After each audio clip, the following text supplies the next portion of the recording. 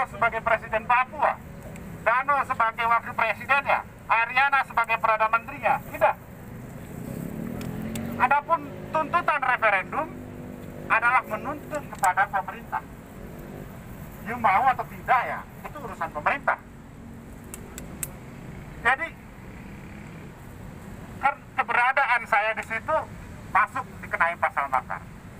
Jadi pasal makar sekarang sudah dijadikan hantu yang menakutkan. Betul. Sebagaimana hantu yang menakutkan itu adalah OPM atau PKI. Jadi kemudian kita tidak boleh bersolidaritas sama orang lain, sama orang rambut hitam, rambut keriting, kulit hitam ini, karena besok Anda dikenai pasal makar. Teman-teman, bersolidaritas terhadap orang Papua ini berat.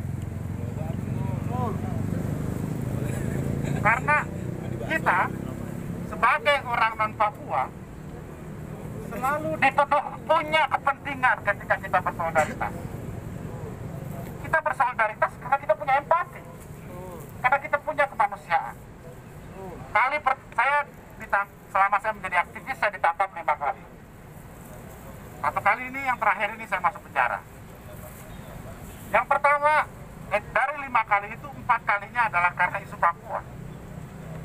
Tahun 2011 saya baru mengangkat megafon 1 menit dan langsung ditangkap. Kenapa?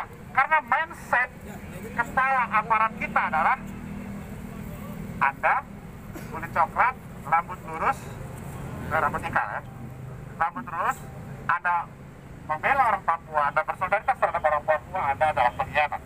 Betul. Mindset kita begitu, mindset aparat begitu. Betul. Padahal kita sebagai warga punya hak untuk berbeda pandangan dengan negara. Betul. Sebab negara ini bukan milik Jokowi, bukan milik Bapak Suharto, bukan milik DPR, MPR, tapi ini milik kita. Betul. Kalau Anda tidak membiarkan kami berbeda pandangan, maka ya nyatakan bahwa Anda adalah tirani, sehingga kami siap-siap menggulingkannya. Sepakat. Nah, teman-teman, sekarang ini pasal makar digunakan bukan juga untuk orang Papua saja atau orang Maluku, tapi untuk banyak hal. Bagi setiap oposisi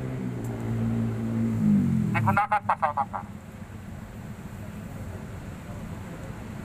Jadi kalau kita diam terus-menerus terhadap pemberlakuan pasal makar ini, maka jangan salah, besok Anda juga akan dikenai pasal ini karena Anda mengkritik pemerintah. Betul. Besok Anda akan dipenjarakan karena Anda men-tweet kritikan terhadap pemerintah. Besok Anda akan dipenjarakan karena Anda berdemonstrasi. Besok Anda akan masuk penjara, ditangkap, dan diperlakukan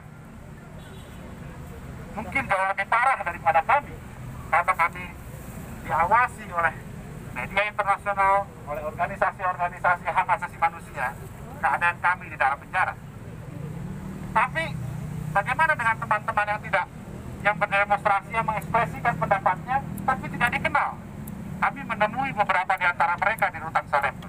Ya, selamat siang adik-adik. Kami bertemu. Silakan adik-adik melaksanakan orasi selamat datang di depan kantor Mahkamah Agung. Kami bertemu di rutan Salemba. Tolong adik-adik kami himbau dan ingatkan, pandemi COVID-19 masih berlangsung. Jadi saya minta adik-adik tetap menjaga kesehatan dengan mengatur jarak. Siap. Silakan untuk diatur jarak. Siap. Mohon untuk orang bantu kami. Ya teman-teman, agak diatur jaraknya. Setengah lencang kanan, setengah lencang kiri. Untuk kesehatan. Setengah lencang kanan, setengah lencang kiri. Untuk keluarga adik-adik di rumah juga. Agak diatur, agak direnggangkan. Saya lanjutkan ya, teman-teman. Jadi, teman-teman kita harus berani untuk menyatakan mereka adalah teman kita. Terlepas Anda bersetuju atau tidak dengan pikiran mereka, terlepas Anda kenal atau tidak dengan Mukhtar Babuni, Stephen Itlay, Agus Kosai, Piri Kombo, dan segala macam, terlepas Anda kenal atau tidak. Kenapa? Karena esok hari bisa saja Anda dikenai pasal ini. Bisa saja Anda dianggap sebagai ancaman negara, ancaman keamanan nasional. Terlepas Anda setuju atau tidak dengan tuntutan referendum, terlepas Anda setuju atau tidak dengan tuntutan hak menentukan nasib sendiri. Saat saya keluar dari penjara, saya bertemu dengan seorang teman saya berdiskusi tentang bagaimana dinamika gerakan. Lalu ada yang berpandangan bahwa ya kalau ada kelompok mahasiswa yang berpandangan bahwa kalau bersolidaritas terhadap pembebasan tapol itu artinya mendukung separatisme. Apa urusan Anda? Apa urusan kita untuk ikut menyatakan itu sebagai separatisme? Kalau saya secara ideologi, secara teoretik berbeda pandangan dengan Hizbut Tahrir Indonesia, sangat berbeda pandangan, sangat bertolak belakang. Tapi apabila Hizbut Tahrir Indonesia diberangus,